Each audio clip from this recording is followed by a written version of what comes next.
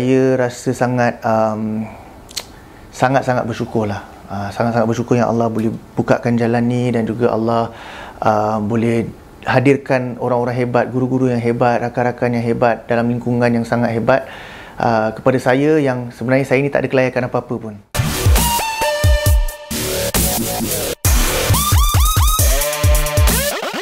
Kita cari jawapannya dalam kapsul hiburan BHTV Uppercase.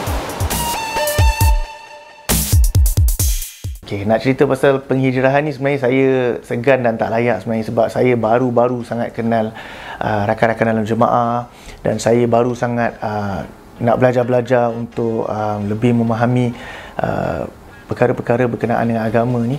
Jadi kalau saya nak cerita banyak-banyak, saya takut saya tak layak dan saya tak tersalah cakap ke apalah. Tapi yang saya boleh kongsi sikit adalah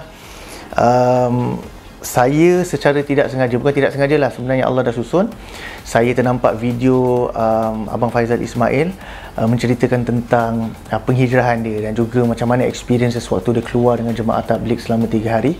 Dan video tu agak panjang, saya tengok sampai habis. Lepas tu saya tak tahu kenapa saya tergerak hati, Allah gerakkan hati saya ni untuk DM Dakwah Tabligh Malaysia. So selepas saya DM Dakwah Tabligh Malaysia ni, beberapa hari kemudian saya dikontak lah oleh salah seorang daripada wakil mereka yang sekarang jadi sahabat baik saya. Beliau kontak saya, dan lepas tu beliau explain lah apa sebenarnya usaha mereka, apa sebenarnya yang mereka lakukan, dan sedikit sebanyak tentang agama ni, dan membuatkan saya jadi very interested. So beberapa hari kemudian beliau ajak saya untuk keluar untuk 3 hari. So masa saya dengar tu, saya jadi macam excited.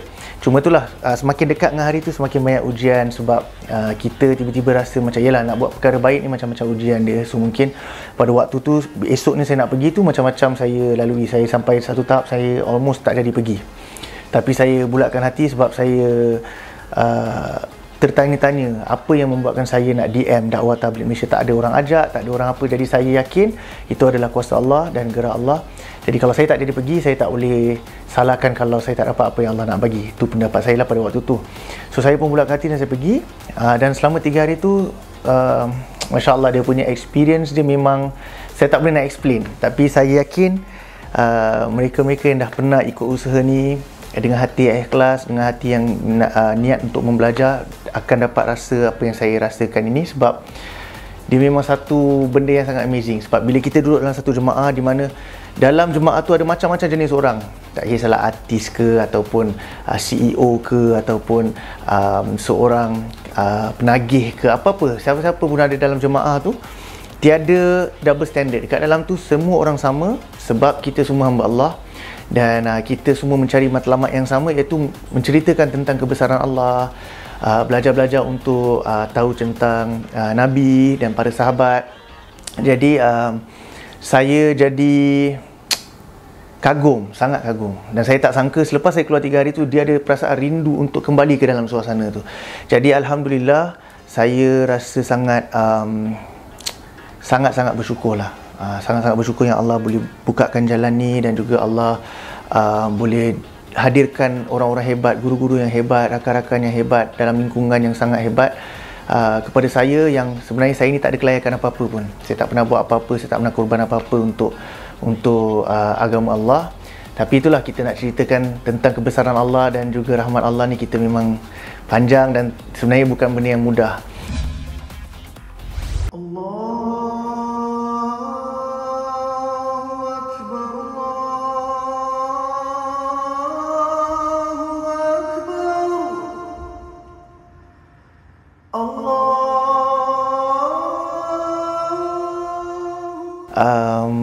Setiap perkara adalah rakan-rakan saya yang memberi nasihat dan memberi pandangan.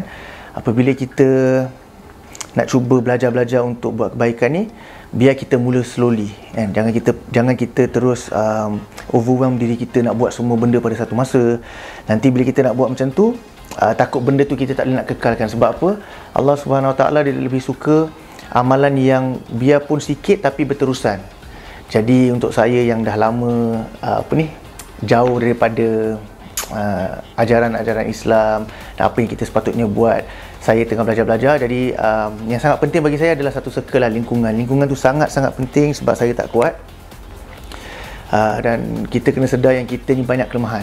Jadi apabila kita stay dengan within lingkungan dan circle tu, dia lebih mudah untuk kita istiqamah sebab kita berhajat kepada peringatan daripada kawan-kawan kita dalam usaha yang sama.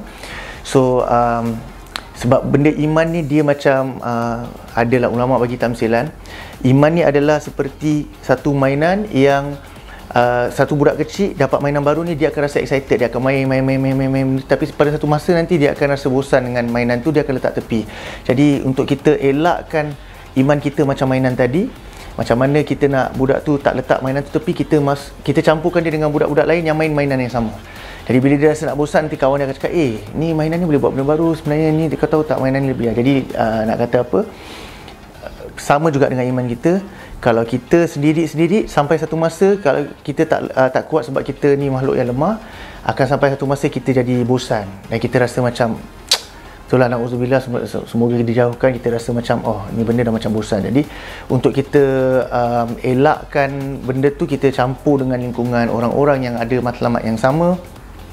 InsyaAllah dari situ kita dapat lebih kukuhkan hati kita dan kita dapat istiqamah dalam amal-amalan kita yang kita nak mula sikit-sikit ni lah, insyaAllah. Okay, buat masa sekarang ni saya rasa bukan saja untuk saya, tapi sebenarnya untuk semua orang lah kan. Ini adalah satu ujian besar bagi semua orang yang di seluruh dunia, bukan saja saya. Jadi memang ada terjejas sikit, tapi pada saya yakin yang rezeki Allah dan ujian Allah pasti ada hikmah dia. Alhamdulillah, sebenarnya waktu PKP ni lah, waktu pandemik ni lah, saya sebenarnya dapat masa untuk mendekati apa yang saya tengah usaha sekarang, tengah belajar-belajar ni. So saya rasa memang satu hikmah yang sangat besar.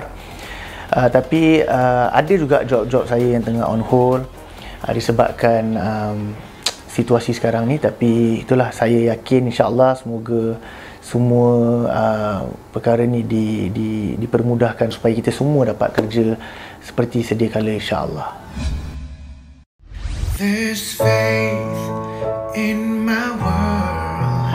It goes back to your teachings and all your words.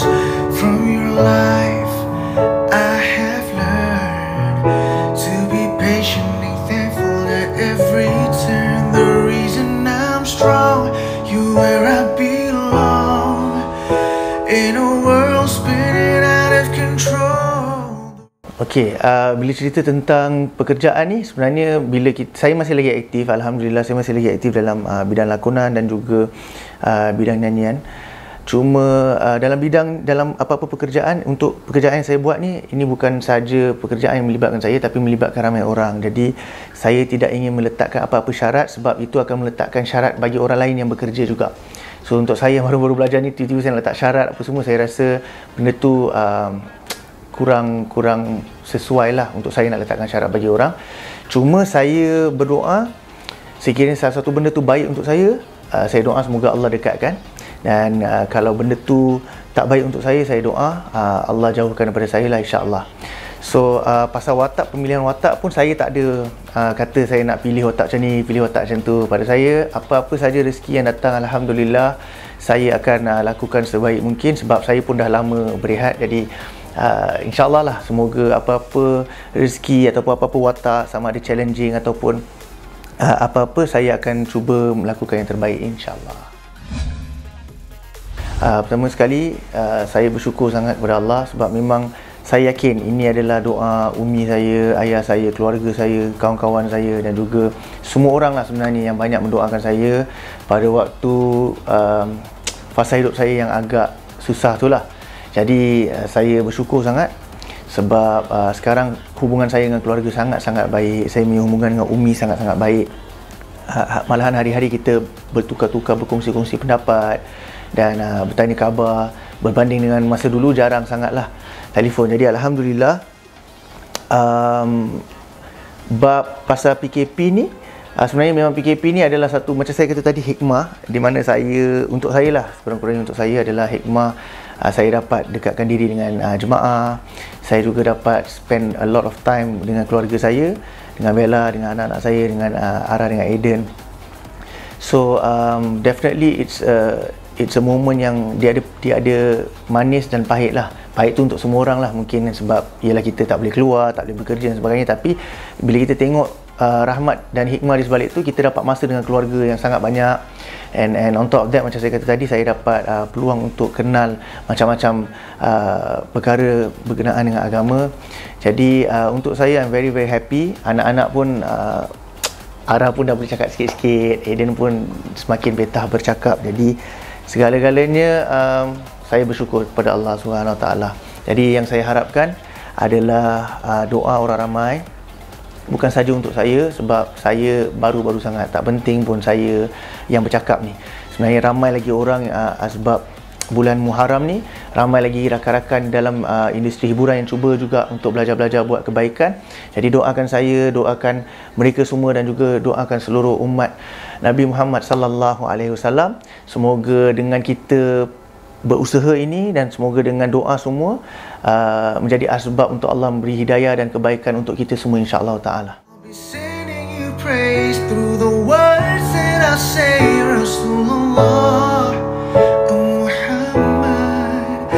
Peace and blessings on you every day.